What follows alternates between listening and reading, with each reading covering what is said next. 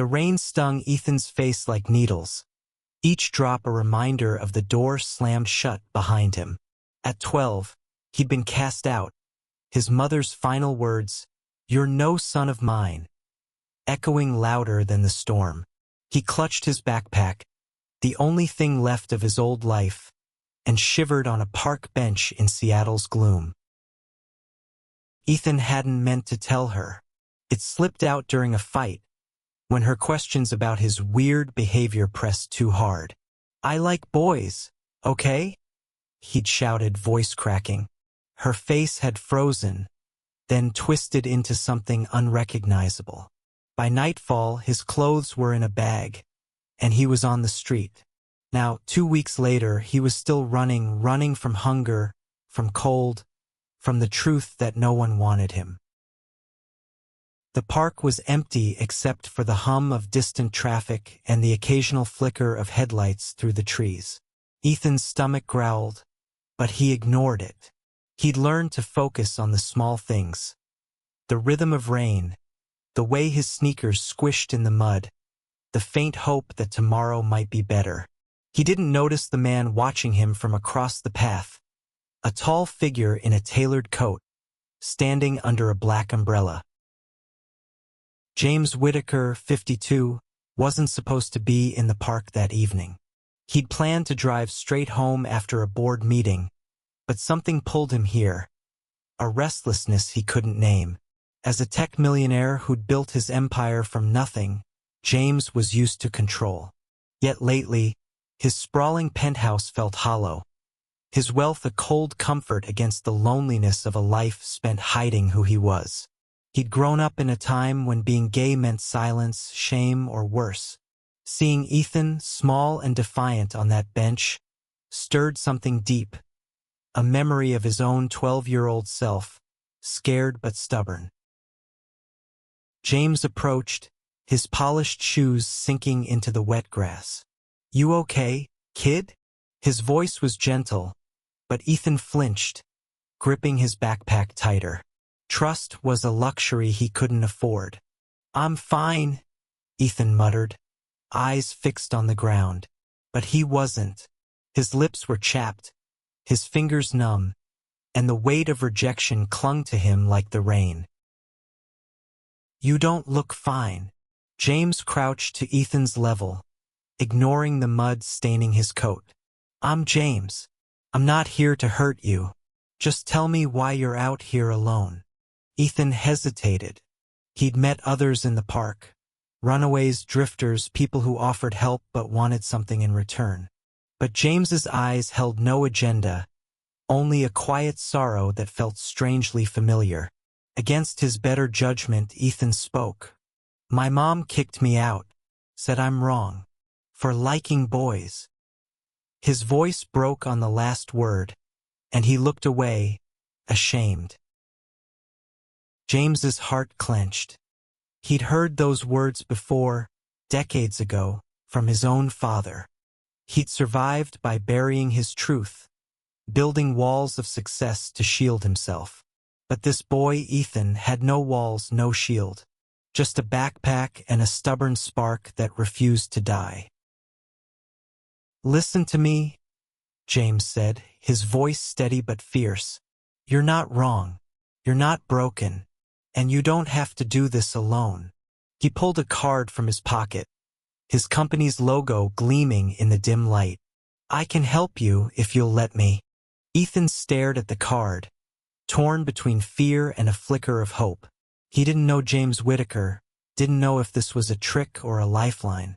But as the rain soaked through his hoodie, he realized he had nothing left to lose. That night, James took Ethan to a diner, where the boy devoured a burger and fries like it was his last meal. Between bites, Ethan's story spilled out. A small-town kid from Yakima, a mother who'd turned cold after his confession, a father who'd left years ago. James listened, his coffee growing cold, his mind racing. He saw himself in Ethan, the fear, the defiance, the desperate need to be seen.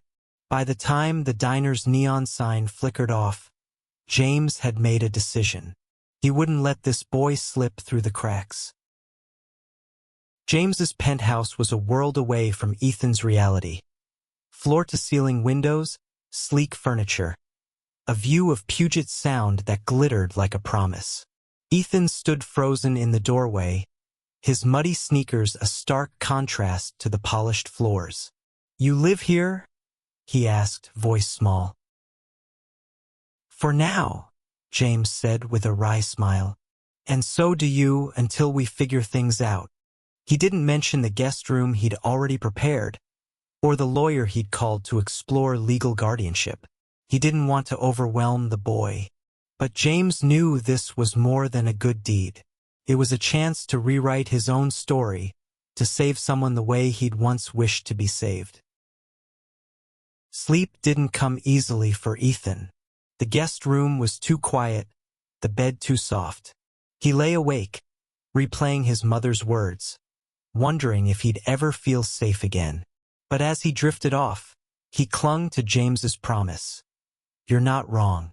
For the first time in weeks, he believed it might be true. The next morning, James woke to find Ethan staring out the window, the city sprawling below. "What happens now?" Ethan asked, his voice barely above a whisper. James joined him, the sunrise painting their faces in gold. "Now," he said, "we start building you a home." The first week in James's penthouse felt like stepping into someone else's life. Ethan moved cautiously, as if the sleek furniture or the view of Seattle's skyline might vanish if he breathed too hard. Every morning, he woke expecting to find himself back on that park bench. But instead, there was James, brewing coffee, asking questions, offering a stability Ethan hadn't known he could crave. James was deliberate, careful not to push. He enrolled Ethan in a local middle school, a progressive one with a reputation for inclusivity, but the transition was brutal. Ethan's first day was a blur of curious stares and whispered questions. "Who's the new kid? Why's he so quiet?" He kept his head down, his backpack slung over one shoulder, feeling like an imposter in clean clothes and new sneakers. At lunch, he sat alone, picking at his sandwich, until a girl with bright purple hair slid into the seat across from him. "I'm Mia," she said, her smile wide and unapologetic. "You look like you need a friend." Ethan froze, unsure how to respond. Mia didn't wait for him to figure it out. She launched into a story about her cat, her favorite band, and how she'd once dyed her hair green by accident. By the end of lunch, Ethan had laughed, for the first time in weeks. Mia became his anchor, a whirlwind of confidence who didn't care about the rumors swirling around Ethan. She was openly bisexual, unafraid to call out anyone who dared whisper fag in the halls. "They're just jealous," she'd say, tossing her hair. "You're cooler than them anyway." Ethan wasn't sure he believed her, but her defiance gave him courage. He started raising his hand in class, his voice growing steadier each day. At home, James watched Ethan's slow transformation with a mix of pride and worry. He remembered his own adolescence, the years spent hiding his truth to survive. He wanted more for Ethan, a life where he could be himself without fear. But James wasn't naive. He knew the world could be cruel, especially to a gay kid from a broken home. So he worked quietly behind the scenes, meeting with lawyers to secure temporary guardianship and researching support groups for queer youth. He didn't tell Ethan everything, not yet. The boy was still fragile, still learning to trust. One evening, as they ate takeout pizza on the balcony, Ethan asked, "Why are you doing this? Helping me, I mean, you don't even know me." His eyes searched James's face, looking for a catch. James set down his slice, choosing his words carefully. "Because I was you once. Not exactly, but close enough. I had to hide who I was, and it cost me a lot. I don't want that for you. He paused, then added, plus, you're kinda growing on me, kid. Ethan smirked, but his eyes were soft. For a moment, they sat in silence, the city's hum filling the space between them. It was the closest Ethan had felt to home since his mother's rejection. But not everyone was as accepting as Mia or James. At school, a group of older boys, led by a hulking 8th grader named Derek, started targeting Ethan. It began with snickers, then escalated to shoves in the hallway. Fairy, Derek would hiss, his friends laughing like it was a game. Ethan didn't tell James or Mia, swallowing the shame like he'd swallowed his hunger in the park. He'd survived worse, he told himself. He could handle this. Until he couldn't. One afternoon, Derek cornered him behind the gym, his friends forming a loose circle. Heard your mom threw you out, Derek sneered. Guess even she knew you were a freak. The words hit harder than any shove, ripping open the wound Ethan had tried to bury. He swung his fist, a clumsy arc born of desperation, and caught Derek's jaw. The fight was over in seconds. Derek's fist slammed into Ethan's stomach, leaving him gasping on the ground. When James picked him up from the principal's office, Ethan expected anger. Instead, James's face was calm, his eyes blazing with something fiercer. You don't fight alone anymore, he said as they drove home. You tell me next time. Got it? Ethan nodded, his throat tight. For the first time, he felt like someone had his back. That night, James made a call to a friend at the school board, ensuring Derek faced consequences. He also enrolled Ethan in a martial arts class, not for fighting, but for confidence. You're stronger than you know, James told him. Ethan wasn't sure he believed it, but he wanted to. As weeks turned into months, Ethan's life began to take shape. Mia introduced him to her friends, a ragtag group of misfits who welcomed him without question. School became less of a battlefield, though Derek's glares still followed him. And James was becoming more than a guardian. He was family, the kind Ethan had never dared hope for. But in the quiet moments, lying awake in his too-soft bed, Ethan couldn't shake the fear that this was temporary. What if James changed his mind? What if his mother came back? The questions gnawed at him, but he pushed them down, focusing on the present, on Mia's laughter, on James's steady presence, on the fragile hope that maybe, just maybe, he was worth saving. Winter settled over Seattle, blanketing the city in a chill that seeped into Ethan's bones. He was 13 now, his birthday marked quietly with a cake James baked, lopsided but earnest, and a gift from Mia, a sketchbook for the drawings he'd started doodling in class. Life with James was steady, almost too good to trust. But the past had a way of clawing its way back.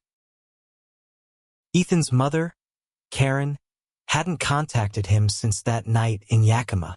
He'd stopped expecting her to. So when a letter arrived, addressed to him in her jagged handwriting, it felt like a punch. James handed it to him one evening, his expression unreadable. You don't have to read it now, he said. Or ever if you don't want to. Ethan stared at the envelope, his heart pounding. He wanted to burn it, to pretend it didn't exist. But curiosity and something deeper, something like longing, won out. Alone in his room, he tore it open. The letter was short, her words cold. I'm sorry for what I did, but you need to understand. My faith doesn't accept your choices. Come home when you're ready to change. Change. The words sliced through him, reopening wounds he'd thought were healing. He crumpled the letter, tears burning his eyes. He wasn't a choice. He was just him.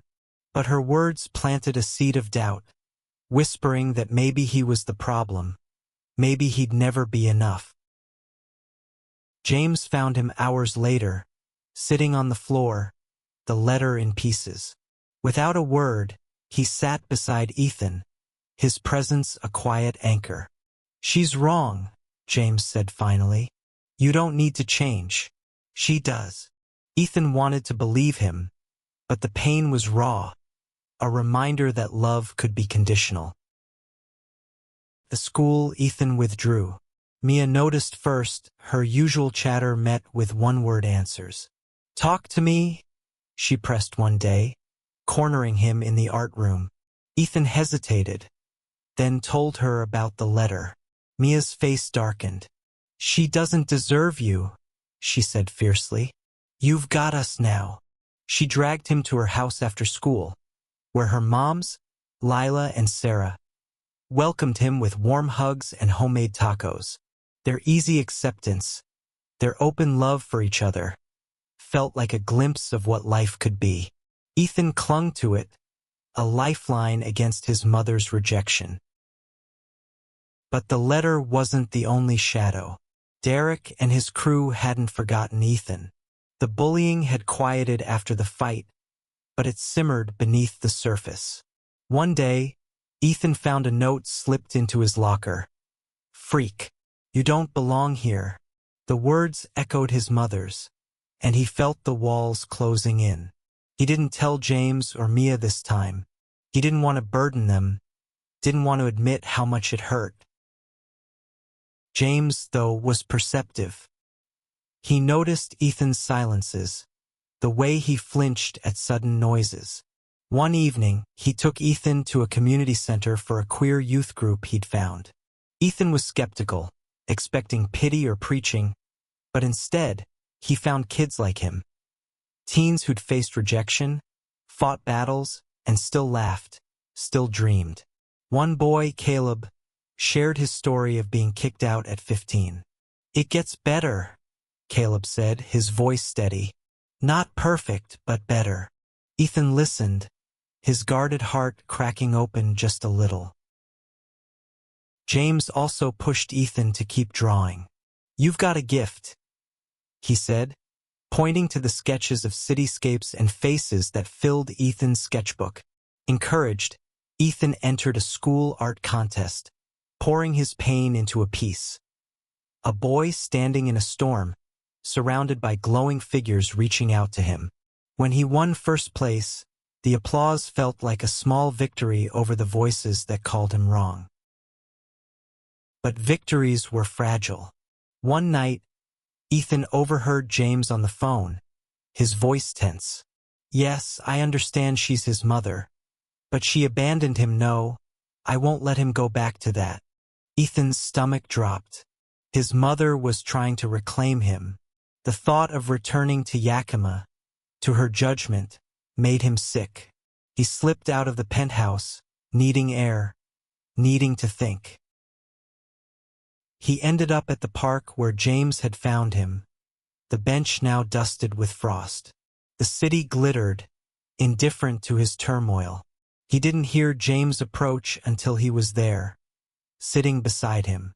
"You heard," James said, not a question. "She can't take me back," Ethan whispered. "I can't go back." "You won't," James said, his voice fierce.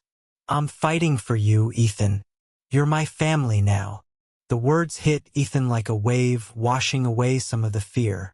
He leaned into James, who wrapped an arm around him, and for the first time, Ethan let himself cry, not out of pain, but relief. As they walked back to the penthouse, the city lights blurring through Ethan's tears, he realized something. He wasn't just surviving anymore. He was starting to live. Spring brought a tentative warmth to Seattle, mirroring the cautious hope growing in Ethan's chest. He was settling into James's world, into school, into the idea that he might belong somewhere. But his mother's letter lingered like a bruise, and the threat of her trying to reclaim him hung over him like a storm cloud. James was fighting it legally, but Ethan couldn't shake the fear that it might not be enough. At school, Mia was a constant force, dragging Ethan to art club and introducing him to new music. She'd started calling him her brother from another mother, a nickname that made him smile despite himself. Through her, he met Leo, a quiet sophomore with warm brown eyes and a shy smile. Leo was part of the queer youth group James had introduced Ethan to, and his presence was like a soft light in Ethan's stormy world. They bonded over shared sketches and late-night talks about their favorite comics, and Ethan felt a flutter he hadn't expected. A crush, small but undeniable. Leo was out and proud, raised by parents who celebrated him. Ethan envied that, but Leo never made him feel less. "You're enough, Ethan," Leo said one day, his hand brushing Ethan's as they shared a sketchbook. The touch sent a jolt through Ethan, equal parts thrill and terror. He wasn't ready to name what he felt. Not yet. But Leo's kindness made him want to be brave. James noticed the change in Ethan, the way he hummed while sketching, the way his smiles came easier. But he also saw the tension that lingered, especially when court documents arrived. Karen had filed for custody, claiming she'd reformed and wanted Ethan back. James's lawyer, a sharp woman named Rachel, assured them the case was weak.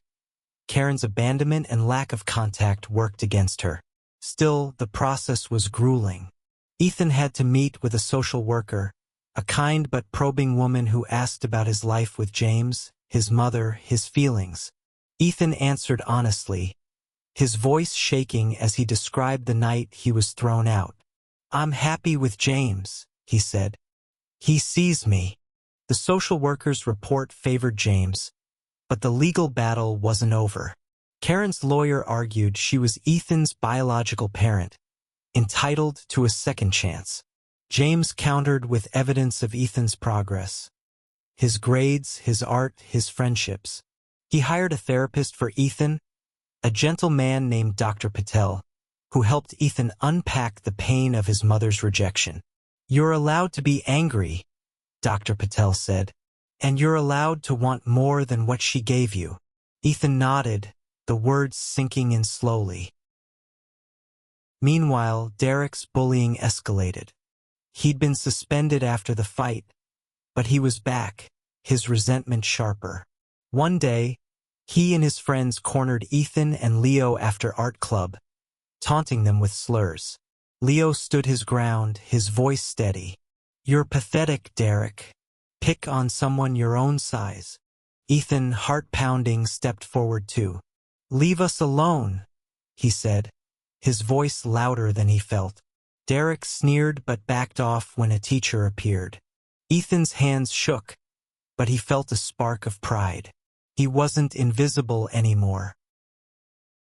That night, Ethan told James about the incident. James's jaw tightened, but he didn't lecture. Instead, he took Ethan to the rooftop of his building, where they sat under a blanket of stars. "You stood up for yourself," James said. "That's strength, Ethan. Don't ever forget it." He hesitated, then added, "I'm proud of you." Ethan's throat tightened. "What if she wins?" he asked, voice small. "What if I have to go back?" James looked at him, his eyes fierce. "She won't win. I'll sell everything I own before I let that happen." Ethan believed him, not because of James's wealth, but because of the fire in his voice. For the first time, Ethan felt like he had a protector, someone who'd fight for him no matter the cost. As spring bloomed, so did Ethan's connection with Leo.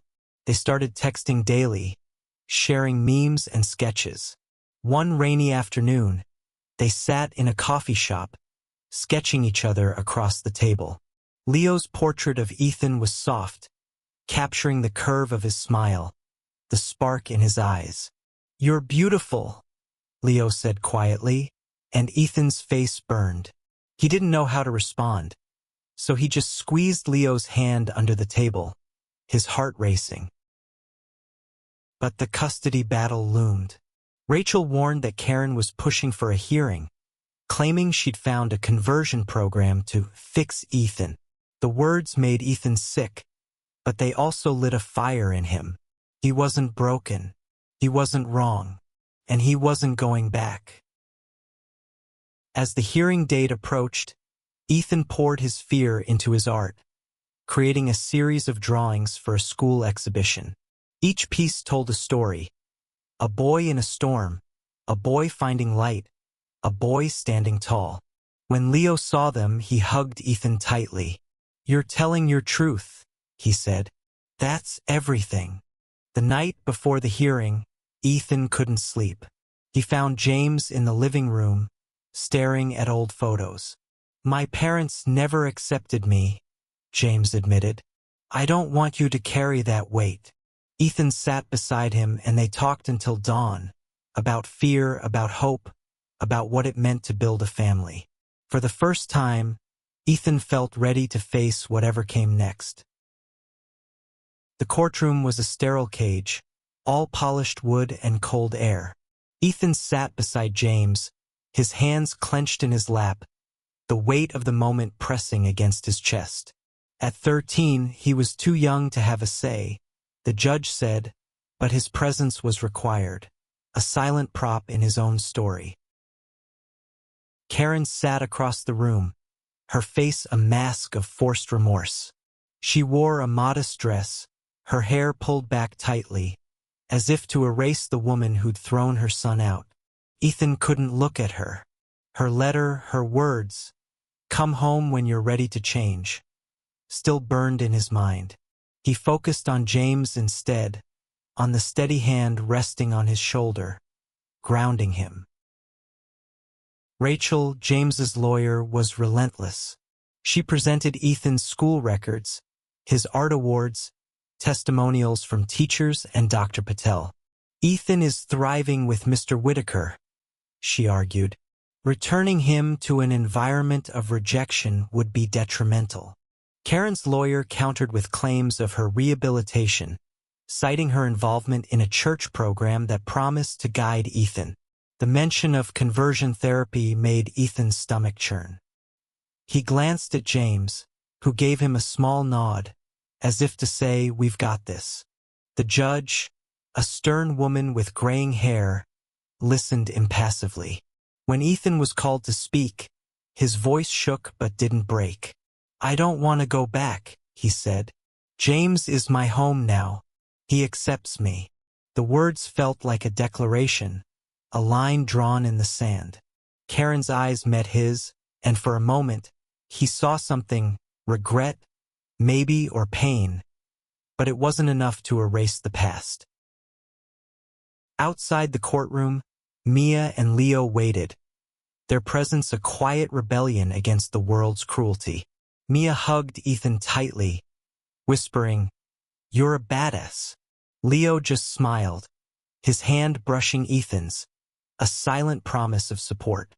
Ethan clung to them, to the life he was building, as they waited for the judge's decision. Days later, the ruling came. James was granted full guardianship. Karen's rights were terminated, her claims dismissed as unstable. Ethan felt a weight lift, but also a strange ache. She was his mother, after all, and some part of him still loved her, even if she couldn't love him back. James seemed to understand. That night, he took Ethan to their favorite diner, where they shared a milkshake and talked about the future. "You're stuck with me now," James said, grinning. Ethan laughed, the sound freer than it had ever been. With the legal battle behind him, Ethan threw himself into school and art. His exhibition piece, "A Boy in the Storm," was selected for a citywide showcase, a rare honor for a middle schooler. Leo helped him prepare, framing his drawings and practicing his speech. The night of the showcase, Ethan stood before a crowd of strangers, his voice steady as he explained his work. "This is about surviving," he said, "and finding people who make you feel like you belong." The applause was thunderous, and Leo's proud smile lit up the room. But freedom came with new challenges. Ethan's crush on Leo deepened, a tangle of excitement and fear. He'd never dated, never even considered it possible. One evening, as they walked through the park, Leo stopped by the bench where James had found Ethan. "I like you," Leo said, his voice soft but sure. "Like, really like you." Ethan's heart raced, his mind a mess of doubt and hope. "I like you too," he admitted, the words a leap into the unknown. They held hands, the world fading to just the two of them, and Ethan felt like he was flying. James was supportive but cautious, setting gentle boundaries. "You're young," he said. "Take it slow. But I'm happy for you." Ethan nodded, grateful for James's guidance, for the way he balanced protection with freedom. At school, Derek's bullying didn't stop, but it lost its power. Ethan had Mia, Leo, and a growing circle of friends who stood by him. When Derek scrawled a slur on Ethan's locker, Mia organized a pride paint-over, turning the locker into a rainbow mural with messages of love from their classmates. Even the principal joined in, and Ethan felt a surge of belonging he'd never known. As summer approached, Ethan and James planned a trip to San Francisco, a chance to explore a city where being queer was celebrated. Ethan was nervous but excited, sketching ideas for new art inspired by the trip. He was beginning to see himself not as a victim, but as a creator, a survivor, a boy with a future. Yet in quiet moments, Ethan still wrestled with his mother's rejection. Dr. Patel helped him navigate it, encouraging him to write letters he'd never send, pouring out his anger and grief. "You're allowed to feel it all," Dr. Patel said, "and you're allowed to move forward." Ethan was trying one step at a time, learning to carry the pain without letting it define him. San Francisco was a revelation. The city pulsed with color and life, its streets alive with pride flags and people who wore their identities like badges of honor. Ethan, now 14, walked beside James, his sketchbook tucked under his arm, his eyes wide. The Castro district felt like a dream, a place where he could be himself without looking over his shoulder. James had planned the trip meticulously. A week of art galleries, cable car rides, and a visit to a queer youth center. Ethan soaked it in, sketching everything, the rainbow crosswalks, the couples holding hands, the murals that screamed freedom. At the youth center, he met teens who'd faced struggles like his, but were building lives full of hope. One girl, Amara, shared her story of finding a chosen family after her parents disowned her. "You make your own home," she told Ethan, "and it's better than what you lost." Her words stuck with him, a reminder of James, Mia, and Leo. Ethan's phone buzzed with texts from him daily, little notes that made his heart skip. "Miss you. Draw me something cool." Ethan did, sketching a portrait of Leo against a San Francisco skyline, mailing it back with a nervous grin. Their relationship was new, fragile, but it felt like a promise. James teased him gently about his boyfriend, but his eyes shone with pride. "You're growing up too fast," he said, ruffling Ethan's hair. Back in Seattle, Ethan's confidence grew. His art was gaining attention, with a local gallery offering to display his work. He poured himself into a new series, Found Family, capturing the people who'd become his world. James's steady presence, Mia's fiery spirit, Leo's quiet warmth. The gallery opening was a whirlwind. Strangers praised his work, and James beamed like a proud father. Ethan felt a surge of possibility, like he could be more than the boy thrown out at 12. But shadows lingered. Derek's bullying had quieted, but he hadn't disappeared. One afternoon, Ethan and Leo were walking home when Derek and his crew appeared, their taunts sharper than ever. "Look at the lovebirds," Derek sneered, shoving Ethan into a wall. Leo stepped forward, but Ethan grabbed his arm. "Don't," he whispered. He was tired of fighting, tired of proving himself. Instead, he stared Derek down, his voice steady. "You don't scare me anymore." Derek faltered, his friends shifting uncomfortably, and they backed off.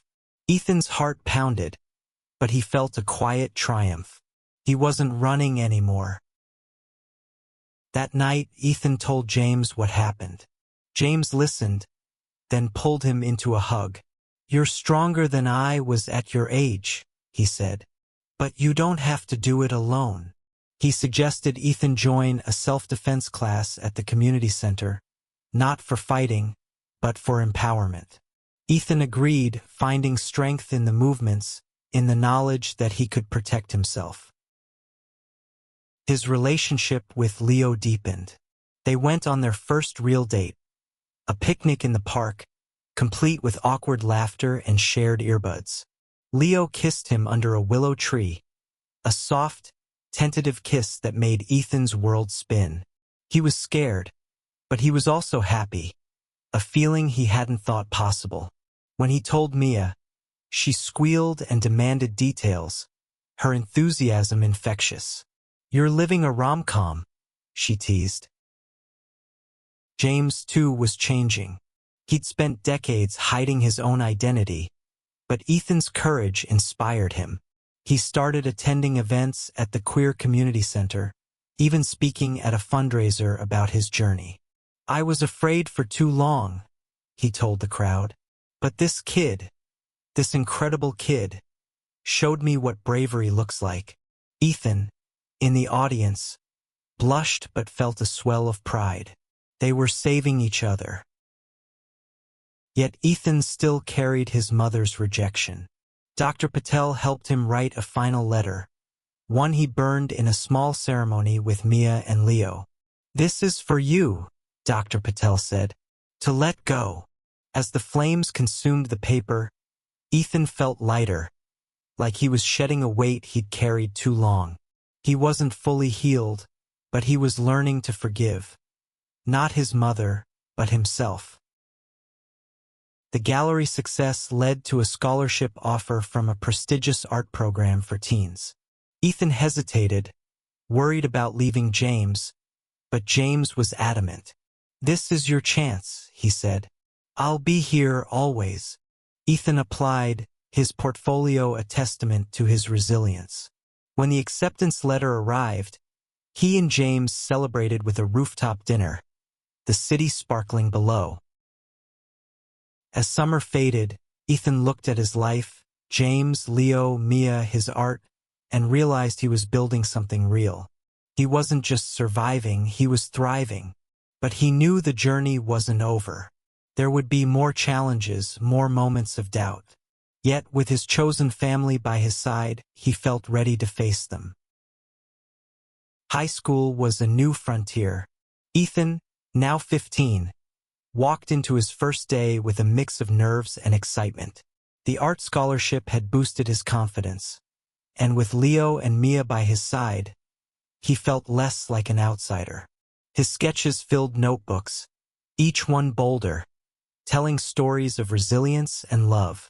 But the world wasn't done testing him. The art program was intense, pushing Ethan to explore new mediums: oil paints, digital design, even sculpture. His mentor, Ms. Rivera, saw his potential and challenged him to dig deeper. "Your work has soul," she told him. "Let it speak." Ethan's latest piece, a mural of intertwined hands against a stormy sky, was chosen for a citywide youth art festival. The theme was identity, and Ethan poured his heart into it, every brushstroke a defiance of the voices that once called him wrong. Leo was his biggest cheerleader. Their relationship had grown steady, a quiet rhythm of shared moments, study dates, late-night texts, stolen kisses in the art room. Leo's parents invited Ethan over often, their home a warm contrast to the coldness of his past. "Your family," Leo's mom said, and Ethan believed her. But he still struggled with vulnerability, afraid to fully let Leo Indiana. What if love, like everything else, came with conditions? James sensed Ethan's hesitation. One evening, as they worked on a puzzle in the penthouse, he shared more of his own story. "I loved someone once," James said. "His name was David. We were young, scared. I let fear win, and I lost him." His voice cracked, and Ethan saw the weight of decades in his eyes. "Don't let fear stop you, Ethan. Not with Leo, not with your art, not with anything." The words hit hard. Ethan started opening up to Leo, sharing his fears about the future, his lingering pain from his mother's rejection. Leo listened, his hand steady in Ethan's, and for the first time, Ethan felt truly seen. They celebrated their first anniversary with a quiet dinner at the diner where James had first taken Ethan, a nod to how far he'd come. But high school wasn't all triumphs. Derek, now a junior, hadn't let go of his grudge. He'd moved to subtler torments, spreading rumors, hacking Ethan's social media with cruel comments. Ethan tried to ignore it, but the harassment wore him down. One day, a post calling him a freak went viral among the school's clique. Mia, furious, rallied their friends to flood the comments with support, but the damage was done. Ethan felt exposed, the old shame creeping back. He didn't tell James at first, not wanting to worry him. But James noticed the change.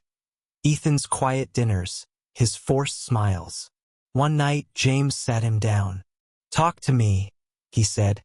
Ethan broke, spilling everything. The rumors, the comments, the way they echoed his mother's words. James's face darkened, but his voice was calm. "We're going to fix this," he said.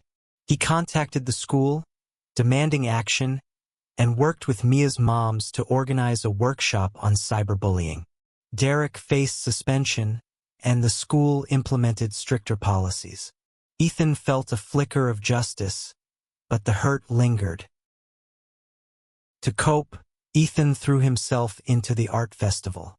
His mural, Hands of Hope, was a centerpiece, drawing crowds who whispered about its raw emotion.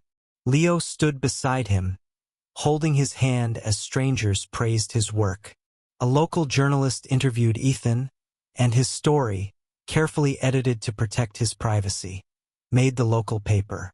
"Local Teens' Art Defies Adversity," the headline read. Ethan stared at it, a mix of pride and disbelief. He was no longer the boy in the park. James, too, was evolving. Inspired by Ethan, he came out publicly at a tech conference, sharing his journey as a gay man who'd hidden for too long. The response was overwhelming.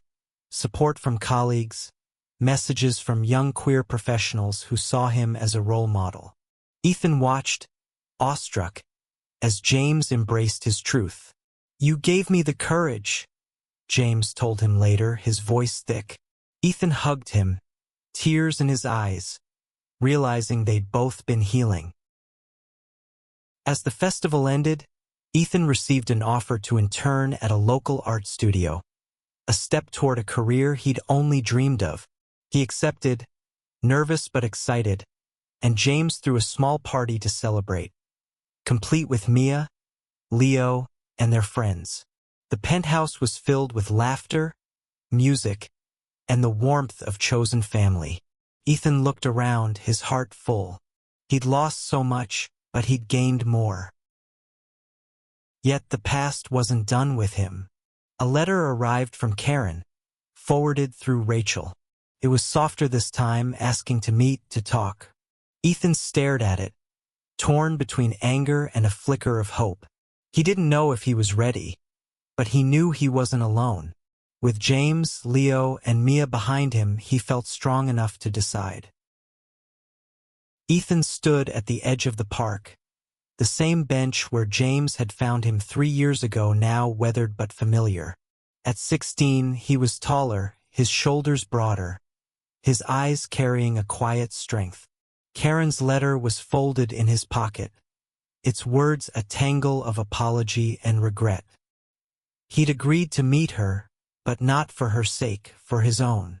He needed closure, needed to face the woman who'd once defined his world. James waited in the car, his presence a silent anchor. Leo and Mia had offered to come, but Ethan wanted to do this alone.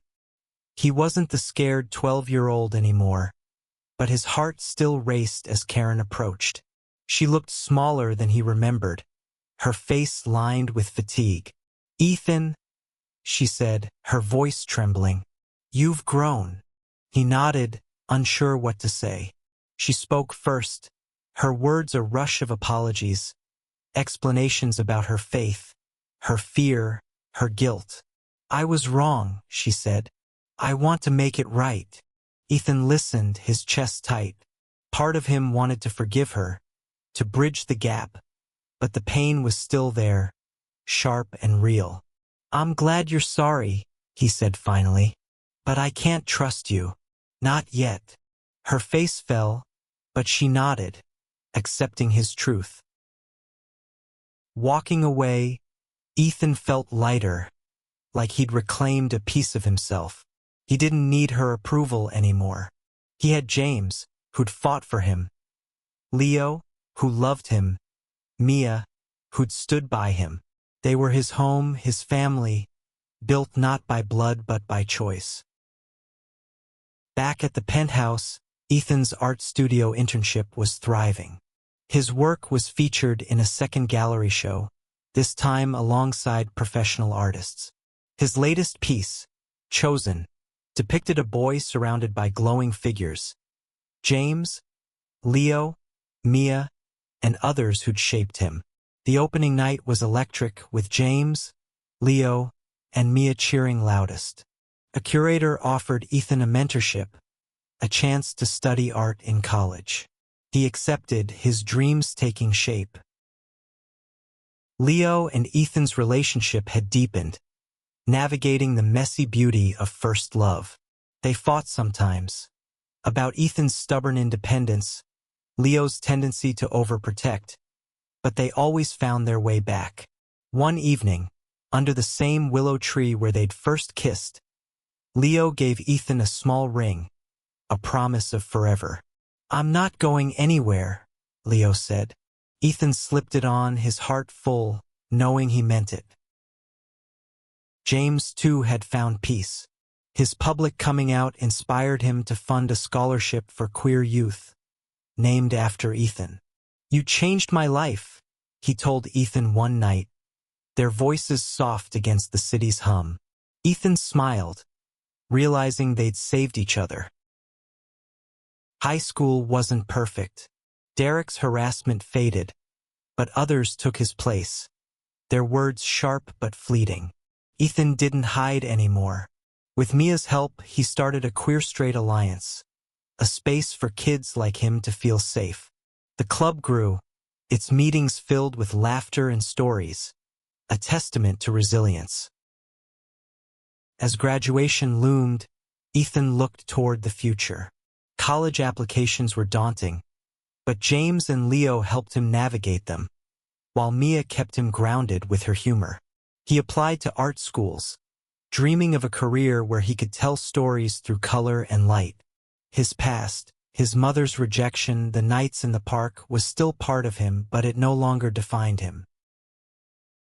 On his 17th birthday, Ethan stood on the penthouse balcony, James by his side, the city sprawling below. He thought of the boy he'd been, scared and alone, and the boy he was now, loved, strong, whole. "Thank you," he said to James, his voice thick. James pulled him into a hug. No words needed. Ethan's story wasn't over. There would be more battles, more moments of doubt. But he'd learned something vital. Love wasn't just given. It was chosen, fought for, built.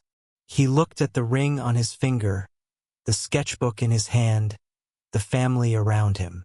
He was home not because of where he was, but because of who he was with. And in that moment, under the Seattle stars, Ethan knew he'd not only survived, he'd thrived. His heart, once broken, was whole, stitched together by the people who saw him, loved him, and taught him to love himself. The boy thrown out at 12 had found his place in the world, and it was more beautiful than he'd ever imagined.